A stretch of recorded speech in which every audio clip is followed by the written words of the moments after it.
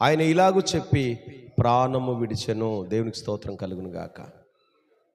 7 మాటల్లో మొదటి మాటగా మళ్ళీ చూసినట్టయితే, తండ్రి వీరేం చేయుచున్నారో వీరెరుగరు గనుక వీరిని క్షమించుము అన్నాడు.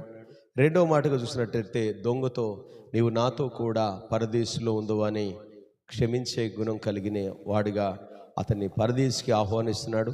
మూడవ మాటగా అమ్మా ఇదిగో నీ కుమారుడని తల్లికి బాధ్యతను గుర్తు చేశాడు.